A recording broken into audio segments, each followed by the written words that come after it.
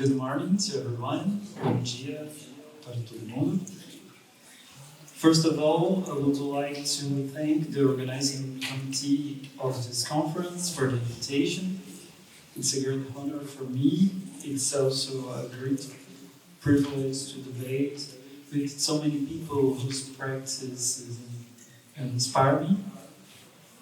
I will talk here about a research project that just began and that related to a collection at the museum where I have been working since August last year.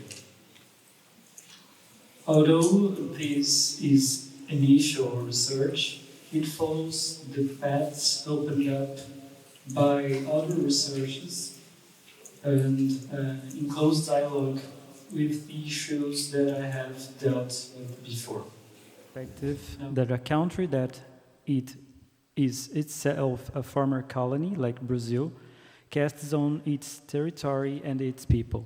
This perspective, which was characterized by an European reference to nationality at the time of the Declaration of Independence, faced major obstacles to define itself as a nation. And these obstacles were the indigenous and black populations. How to be a nation if we are not Europeans? How to be a nation if we are not white? In this way, we look at a nation that for long stretches of its history has seen itself as its opposite. So, I believe that a collection of popular material culture can help us to question these paradigms of nation, people, and territory. I talk about the Sertaneja collection from the Museu Paulista of the University of São Paulo, shared with the Museum of Archaeology and Ethnology, Museu de Arqueologia e Etnologia. I think it is important, before going into more detail about the history of this collection, to comment on some points about the history of São Paulo and Brazil and of the Museu Paulista itself, and to link these histories to the results of other research, which help me to think further about this topic. The southeastern region of Brazil, with its large coffee plantations, was the main destination for enslaved people from the African continent in the 19th century. The enrichment of the coffee lights at the expense of enslaved labor transformed urban life in the provincial capitals and the growing urban centers, including the city of São Paulo, where in the last quarter of the century, many of the modest buildings from the colonial period were demolished, to make way for new eclectic buildings as if new Gothic and or new classical styles represented by the local past. One of the buildings that was not only demolished but also rebuilt elsewhere in a less important area of the city center was the church that was the headquarters of the Brotherhood of Our Lady of Rosary of the Black Men, Igreja de Nossa Senhora do Rosário dos Homens Pretos. Dating back to 1725, the house of worship not only housed the early 18th century Black Brotherhood, but also one of the main meeting places for the city's Black population, hosting everything from festivals to funerals. As in many Brazilian cities during the same period when Europe was the reference for civilization, the Black and poor population was plundered or transplanted to less attractive regions, and their demonstrations were prohibited by law and persecuted by the police, who is in many cases confiscated religious and festival items. The first years after the abolition of slavery were thus full of obstacles for the populations who had left the regime to obtain the status of citizens. It is no coincidence that these first years were also marked by the intense organization of association of Black people trying to fit into a free world full of promises of freedom and equality. Alongside the abolition of slavery, the proclamation of the Brazilian Republic was another remarkable event at the end of the 19th century. In its foundation and consolidation, the new regime, inspired by positivism, has to deal with the strong Catholic image of the monarchy, which was deeply rooted in society. It's no coincidence that many social revolts broke out in the early years, often led by personalities who embodied both religion and politics, as the case of Canudos movement in the interior of the state of Bahia. The village, led by Antônio Conselheiro, can be understood as one of the most eloquent expressions of the invisibility of large sections of Brazilian population, rural, uneducated, far from urban centers, and from any notion of citizenship, dependent on the bonds of solidarity that guaranteed survival in the midst of poverty. To prevent an initiative that risked a revolt against the new regime, the army was sent to destroy the village of Canudos. Between 1896 and 1897, almost all the inhabitants of the village, including its leader, were killed in the so-called Canudos War. The writer Euclides da Cunha was in Canudos as a correspondent for the most important newspaper in the city of São Paulo and sent news about the war. Years later, they wrote the book Os Sertões, Rebellion in the Backlands, which became a milestone in national literature. The work was not only an important account of the war, but also become an effective means of conveying and disseminating ideas about the hinterland and its inhabitants, the sertanejos, based on the values of the consolidating republic and the main beliefs of the time, such as social Darwinism. As had happened decades earlier, under the auspices of the Brazilian crown, the multiracial character of the country was once again addressed and considered a problem for achieving the status of a civilized nation. The work of Euclides da Cunha and the texts of other intellectuals from the turn of the century sought to highlight the problem of miscegenation in the constitution of the Brazilian people, which is why it was necessary to make efforts to whiten the population for generations. It is important to mention that, in this context, several regions of the country subsidized the arrival of a large number of European immigrants, especially from Italy and Germany. This was the project for the country at the end of the monarchy. This was the project for the country at the beginning of the republic, a country that would become white within a few generations. Following the example of the National Museum, Museu Nacional do Rio de Janeiro, which was opened when the court was temporarily transferred from Lisboa to Rio de Janeiro, other museums sprang up around the country. Encyclopedic, like the European museums of the same period, they took on a different meaning in the tropics, closely linked to the importance that natural history had in constructing a narrative of the Brazilian history. The image that Brazil painted of itself was strongly influenced by the stories and images of European travelers, all or almost all of whom were primarily interested in the lush nature and customs that were completely exotic to Europeans.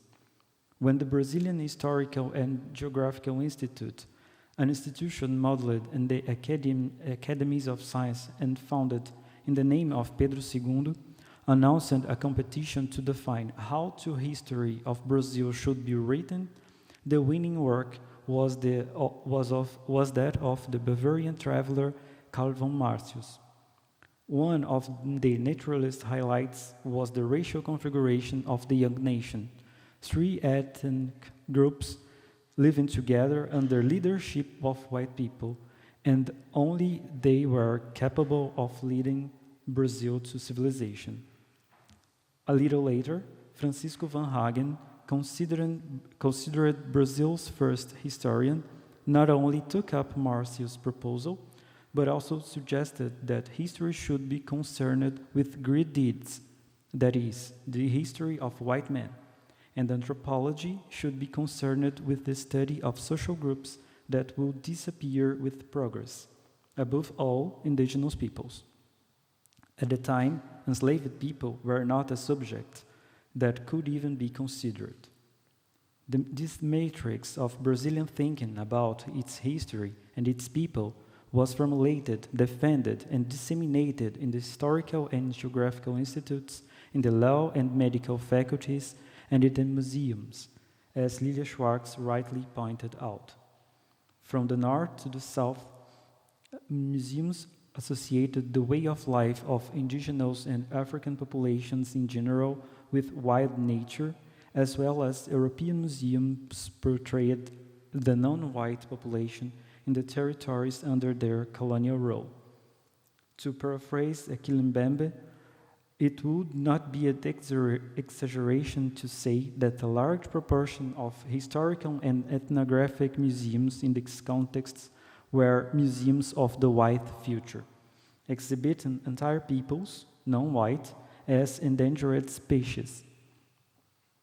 An extinction that was often desired in this case, an extinction of cultural, religious, social, and political references of these peoples, and also their physical extinction.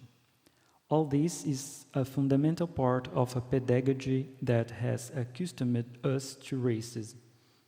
It's no coincidence that the German zoologist Hermann von Hering, the first director of the Museu Paulista, defended the extermination of the Kangang people in the west of the state in a widely circulated newspaper in São Paulo, as they were an obstacle to economic expansion.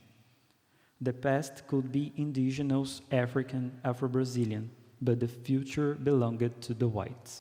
Now, the Museu Paulista. One of the founding myths of the Brazilian nation is the Declaration of Independence. In Pedro Américo's work from 1888, we see how then Prince Dom Pedro, son of Dom João VI, raises his sword and shouts on the banks of the river Ipiranga, red water in Tupi-Guarani language, independence or death. Decades later, the site of this event became the place where a monument was erected to commemorate the founding gesture of the independent nation. The Ipiranga Monument is the building that houses the Museu Paulista. Although it was not intended to be a museum, the neoclassical building, designed by Tommaso Bezzi, was equipped with the room to house the giant canvas by Pedro Américo. In the other rooms of this first public museum in São Paulo, a veritable cabinet of curiosities was set up, focusing on natural history. It's important to emphasize that the supporting actor in the historical scene on the left side of the painting, it's a countryman, a caipira, term used to describe a rural inhabitant of the state of São Paulo and other states such as Paraná, Minas Gerais, and Goiás. Caipira is the term that interests us here. As Pedro Neri revealed a few years ago, two paintings by Almeida Jr. flank the large canvas in the hall, Caipira Picando Fumo and Amolação Interrompida, both from 1894. These are two famous works by the artist from the interior of São Paulo, which highlight the figure of the peasant from the state of São Paulo. The canvases, which were later transferred to the Pinacoteca de São Paulo, a state art museum founded in 1905, served as an extension of the frame of Independência ou Morte, Independence or Death. Since 1922, The niches have been occupied by paintings depicting the Empress Dona Leopoldina and the soldier Maria Quitéria. As the collection of paintings from the early years of the Museu Paulista, I would like to highlight the work Partida da Monção, also by the artist Almeida Júnior. It depicts the moment when river expeditions set off for the west of the colony.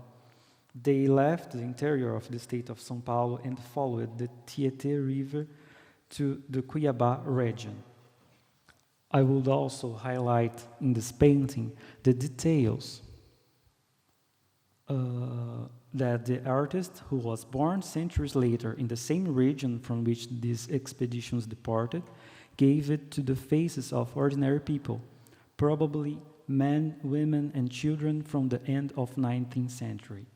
For a while, the two large paintings hung on opposites, Partida da Monção and Independência ou Morte, hung on opposite sides of the same wall, as if to point to the past and present of Brazil's history, which is built up in the lands of São Paulo. If the rural people played a certain role in the early years of the Museu Paulista, this did not happen when the museum increasingly became a history museum, when a different figure became the protagonist. The Museu Paulista was founded as a theater of memory, as Ulpiano Menezes says, by director Afonso Toné, who took over the museum in 1917 and was given the task of preparing it for the centenary of Brazil's independence in the 1922. Toné was strongly inspired by Capistrano de Abreu, a historian who encouraged him to study the history of the bandeiras, the expeditions that left the São Paulo plateau and headed inland to capture indigenous people to be enslaved and in search of gold and emeralds. For Abreu, the interior was more representative of national identity than the coast, where the presence of foreigners such as Portuguese and Africans was much greater. Telling the history of the interior, therefore, meant telling the history of Brazil. For Toné and many historians of São Paulo, this meant that the history of São Paulo was the history of Brazil, as was the motto of the local Historical and Geographical Institute. This narrative was embodied by one figure, the bandeirante, the men who have ravaged large parts of the South American interior.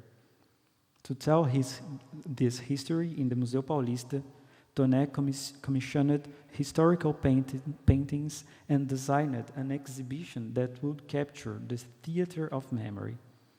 The museum's entrance hall featured portraits of Tibiriçá and João Ramalho, described as the founding fathers of the Luso-Tupi Alliance that would dominate the interior of what would later become Brazil.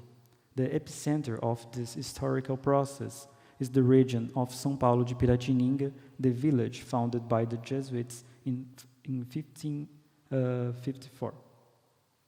The hall also contained monumental sculptures of the bandeirantes, who are also commemorated by the staircase that leads to the Great Hall, where is Independência ou Morte. Among the paintings and sculptures on display, I would like to highlight this painting by Henrique Bernardelli, Ciclo da Caça ao Índio, Cycle of the Hunt of the Indian, from 1922. As the historian Paulo Garcês Marins, who is now the director of the Museu Paulista, rightly points out, Toné not only commissioned each work, but also supervised the studies for its production. Here, the bandeirante in a majestic, heroic pose, as in the case with other figures in the museum's collection. This differs markedly from the painter's original proposal, which envisaged the protagonist in a resting position. The title and composition of the work emphasize the figure of the bandeirante and his deed as worthy of the great deeds of national history. In this way, the Museu Paulista became one of the main vehicles for the dissemination of a history that celebrated the genocide of the indigenous peoples and elevated their perpetrators to the status of heroes. It should be noted that the differences between these and the first representatives of the people of São Paulo, the Caipiras, are great, even though they were probably all equally mixed race people. It was in this context that the first entries in the collection of objects that are the subject of this presentation were made. Research trips to various places in the country were combined with donations from private individuals and public institutions.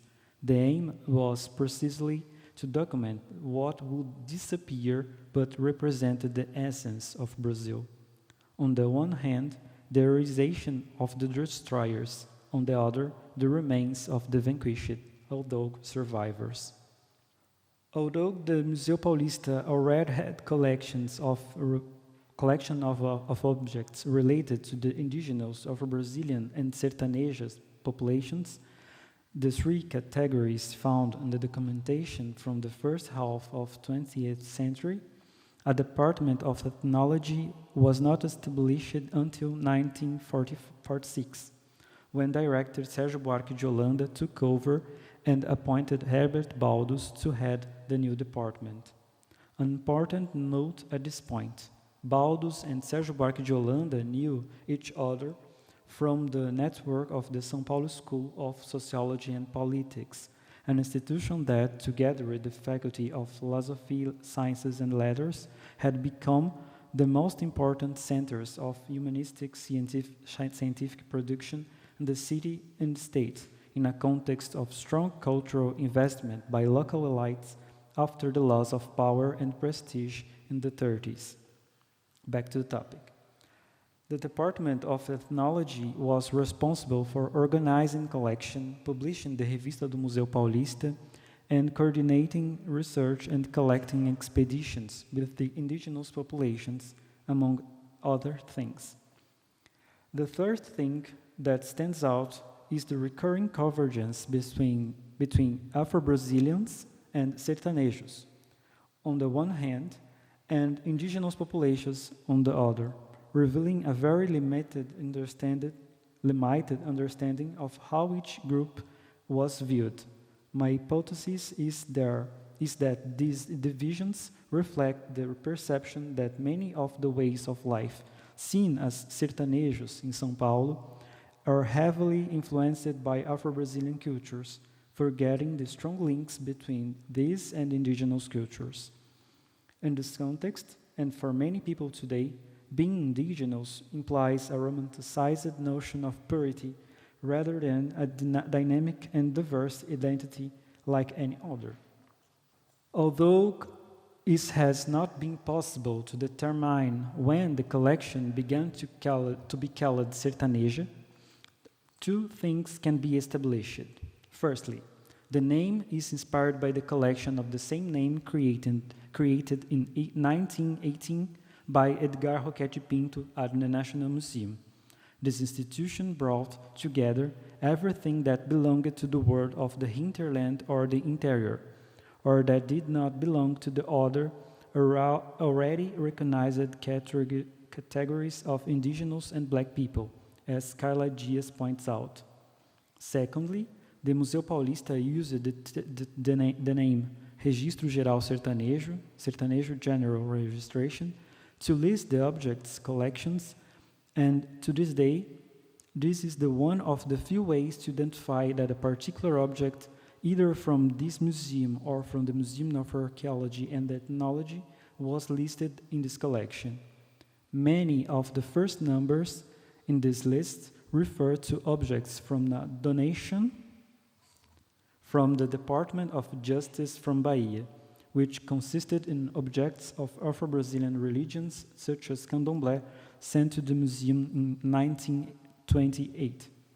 It's important to emphasize that the term sertão in addition to what has already been said in relation to Euclides da Cunha, was already used by the Portuguese before colonization to designate territories that were inside Portugal but far from Lisboa, and later to designate vast interior spaces that were in or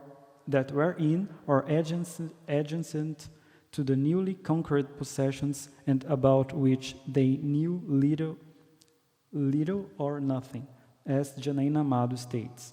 In the Brazilian context, especially between the last decades of the 19th century and almost the entire first half of the 20th century, the category became absolutely essential in all historiographical constructions that took the Brazilian nation as their subject.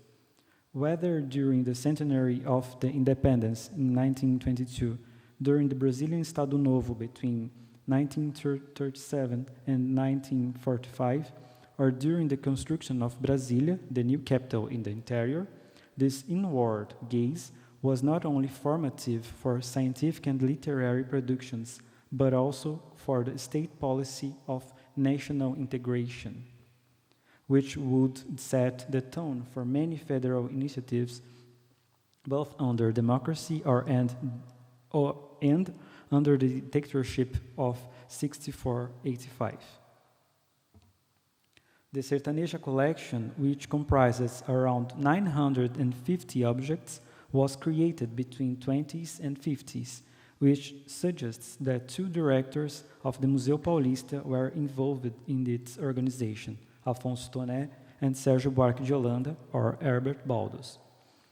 With the creation of the Museum of Archaeology and Ethnology in the 80s, part of this collection, around 300 objects, was transferred there together with the institution's archaeological and ethnographic collections.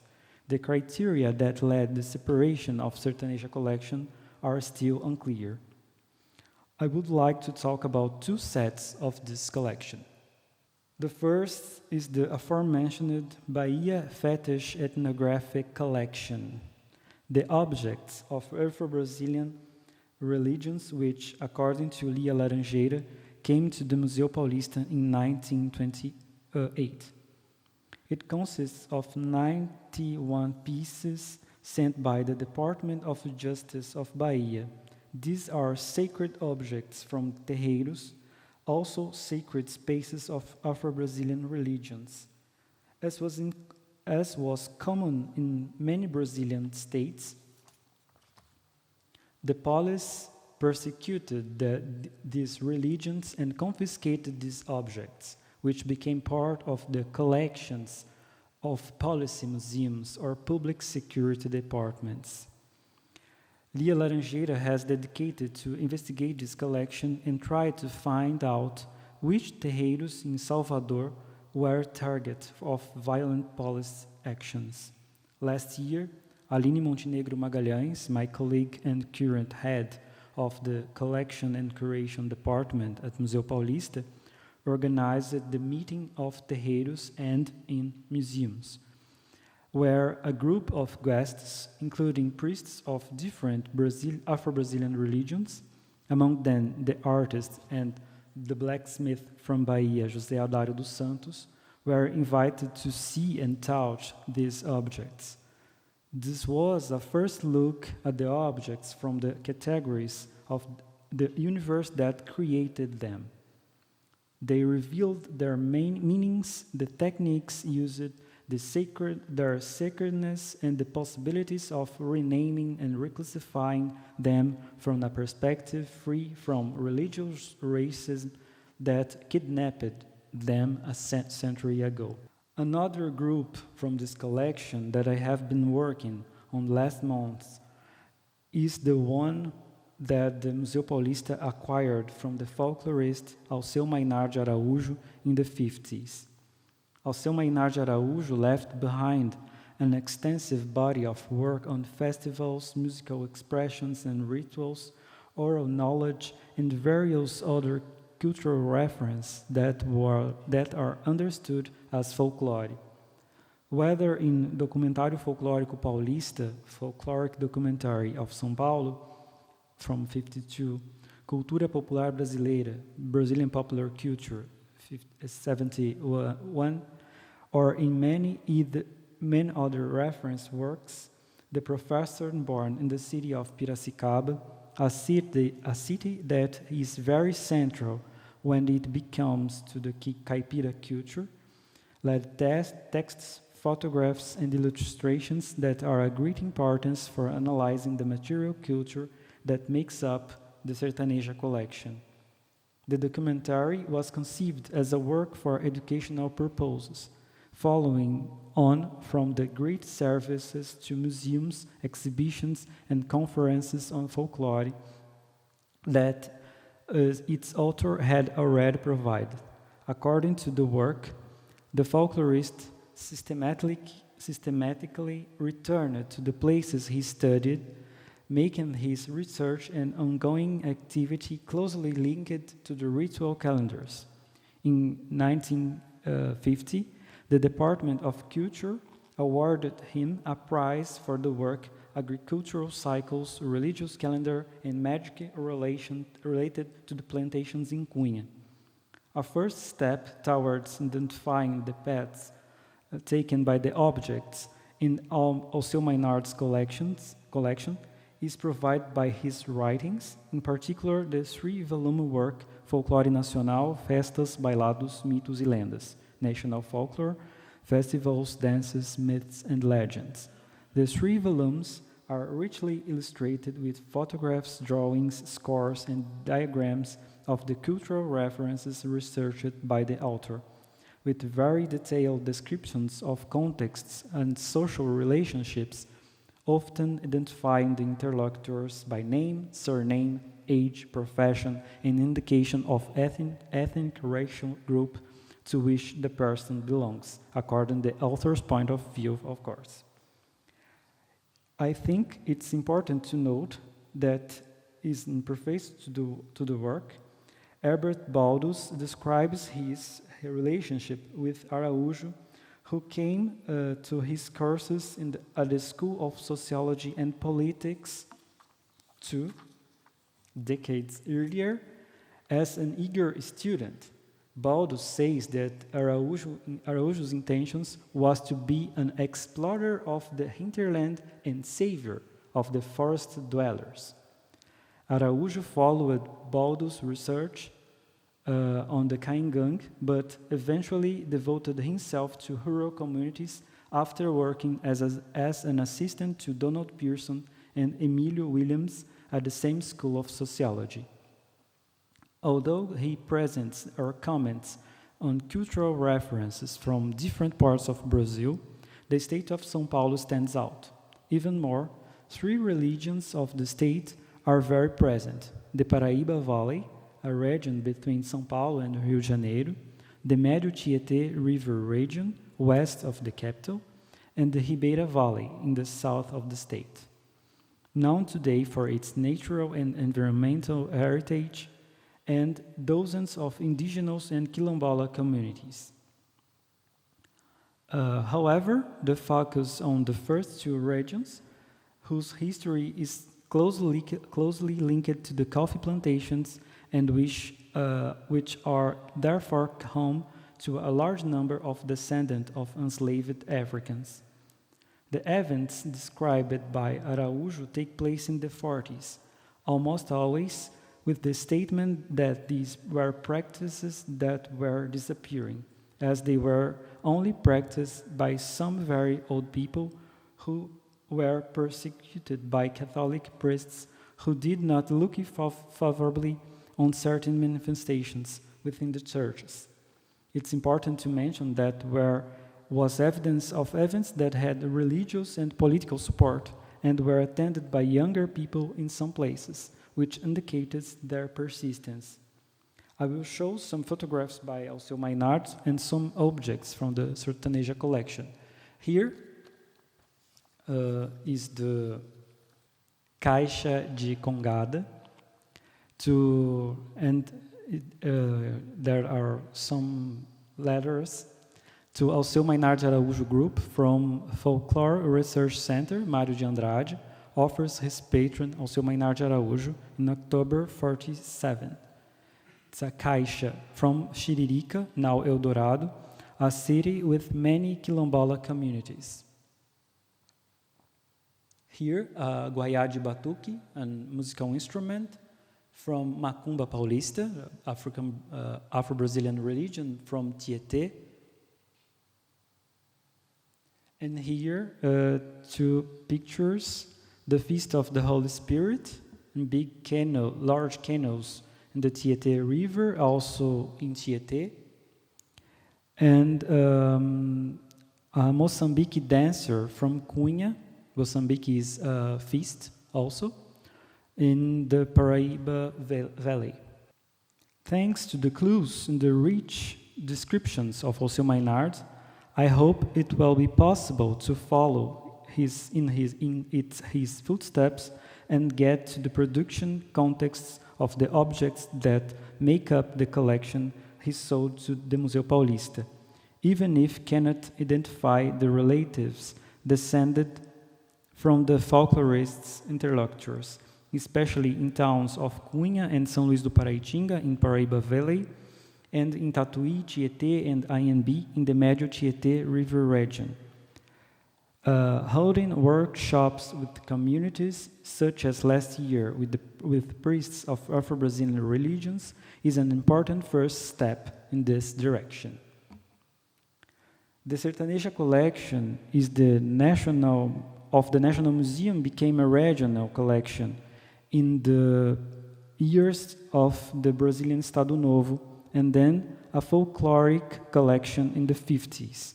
In this context, these pieces listed in the Museu Paulista's General Sertanejo Register began to be identified as folkloric pieces in the museum's annual reports. This change took place at a time when folklore studies was striving for autonomy within the social sciences and held its first national congress in 1951. The growing importance of folklore studies at the Museu Paulista is also evident in the institution and new annual reports, where we note the interest in the inclusion of departments in dialogue with the Department of Ethnology. The proposal made by 50s by Buarque de Holanda and Baldus in successive years, without it becoming a reality, emphasized the creation of departments of archaeology, folklore, and physical anthropology, justified by the collections on these disciplines that the museum had been accumulating for decades. They also point to the fact that these three, together with ethnology, have their own departments in the Museu Nacional. However, the scientific status of folklore studies has not survived. It is a point that needs to be explored further, but it is important to remember that it was seen as unscientific, superficial, and anecdotal, with a tendency to freeze knowledge in an ancient time. In any case, other paths were later taken for the study of so-called folk or popular cultures, even if the studies on the Sertaneja collection did not follow this process. Given the discussion on material culture in the context of intangible cultural heritage that has been taking place in Brazilian public cultural policy since the late 90s, it is important to point out that there is a methodological link between the work of the folklorists and that the contemporary cultural agents. However, an essential difference must be emphasized.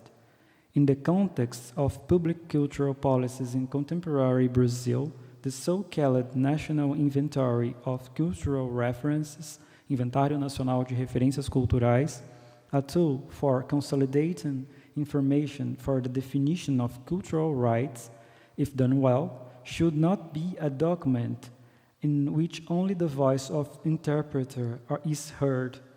Rather, it records the meanings expressed by the holders of the identified cultural references themselves. I think the articulation between knowledge constructed by folklorists and the knowledge currently being constructed within these inventories is very welcome, something that even reveals a history of the production of knowledge about non-hegemonic cultural expressions. Alongside this concern for the ways in which we access the knowledge associated with these objects of popular material culture, a change of reference point in the construction of knowledge will surely lead to a wholesale reexamination of taxonomies, which are still inaccurate, false, biased, limited, and incomplete. I believe it will also reinforce the need to rename this collection to reflect the diversity of actors, knowledge, and universes that surround these objects. Finally, the study of current production networks will show that, contrary to what was previously thought, that these are not expressions that are doomed to disappear.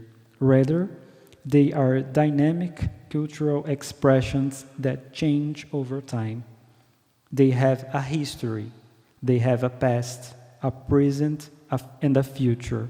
And there is no Brazilian nation, no Brazilian people, and no Brazilian territory if we do not take this into account. Thank you. Thank you.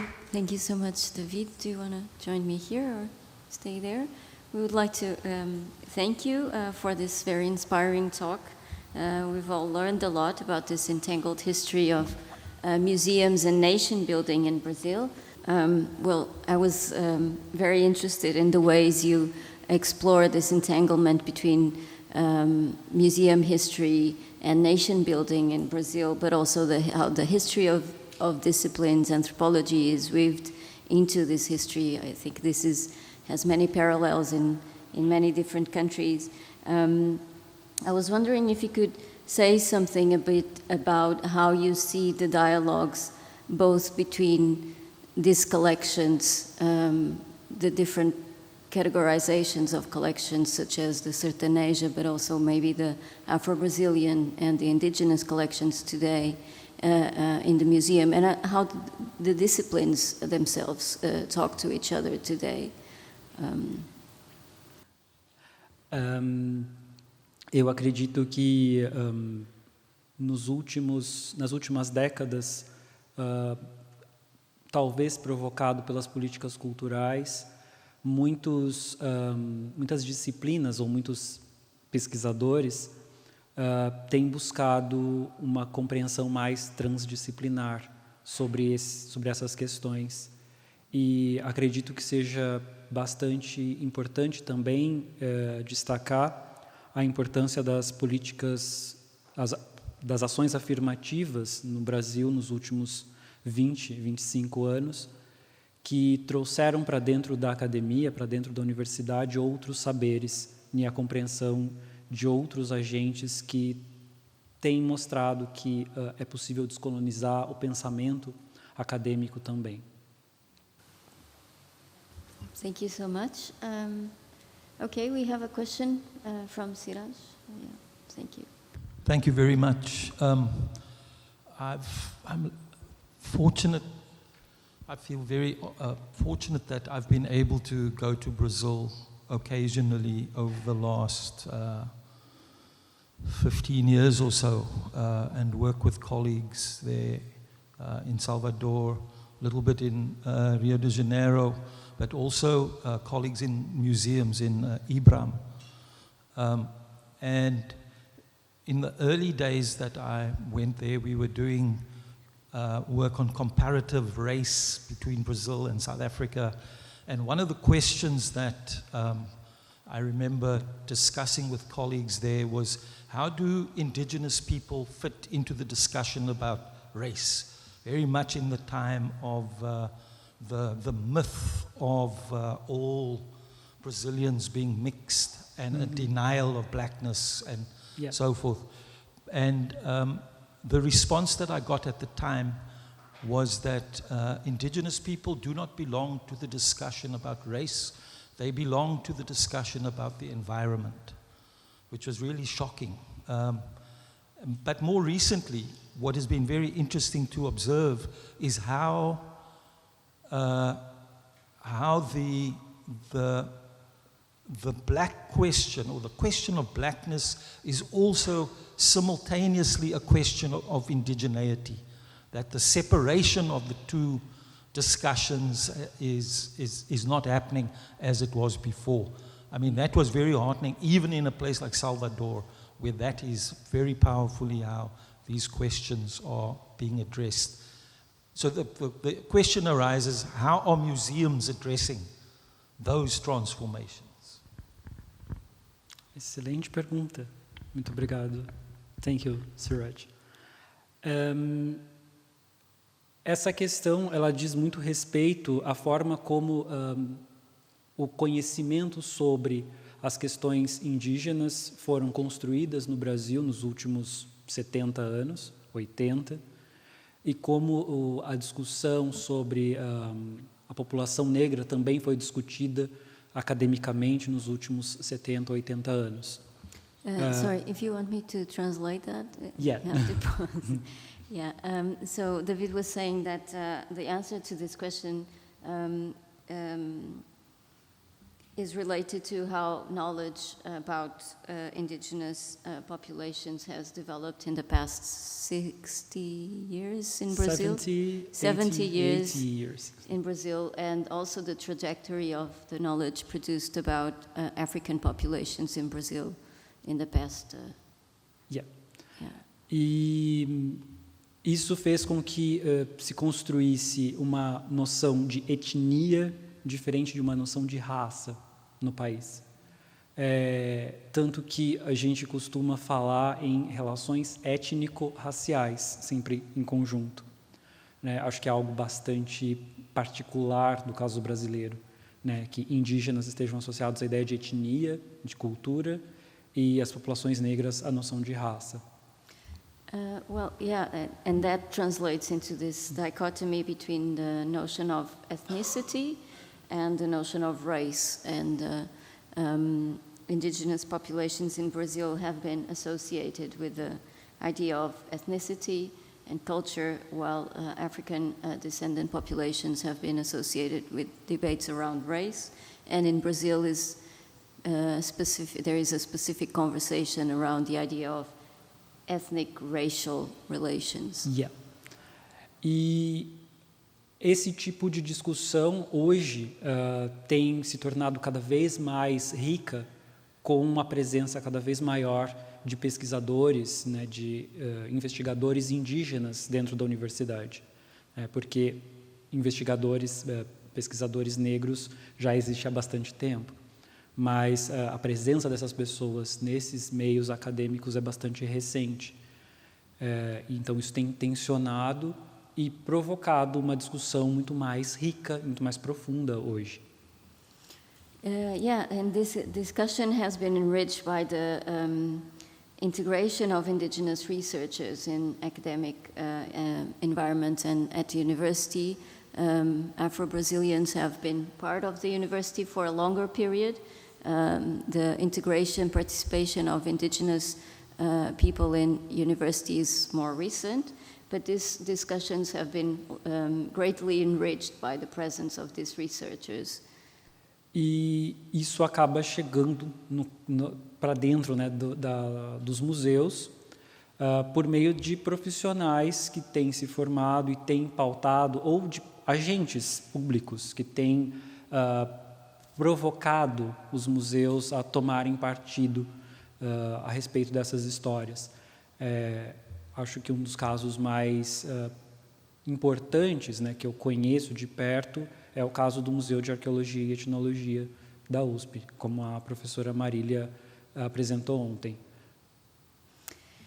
Yes, so this experience with having more and more indigenous and Afro-Brazilian researchers and academics at the university has then has also an effect in museums, and where you have more and more professionals who have destabilized and provoked museums to change and to be involved in these discussions in new ways, I suppose. Okay, maybe I can just ask you one more question. I was curious about the composition of the collection, the Sertaneja collection. You mentioned how many items the collection has and when it was created or put together, but do you have an idea of the, if you can categorize different parts of the collection, and who was responsible for getting those items, and were there different people involved, or? Yeah. Sim, tem muitas pessoas, teve muitas não, poucas pessoas na verdade, foram 4 ou 5 funcionários, trabalhadores do museu que trabalharam mais de perto com essa coleção, especialmente na década de 50. E, para além dos 2 conjuntos que eu apresentei, tem muitos conjuntos relacionados aos ofícios rurais, do mundo rural, né? Ao modo de criar o gado, por exemplo, né? E muitas dessas coleções eram pesquisas individuais de pesquisadores ligados ao museu, que viajavam por fazendas no interior do estado de São Paulo e coletavam exemplares de um determinado tipo de objeto para ter um panorama de como determinado grupo social tratava daquele ofício. Okay, should I provide a little translation of that?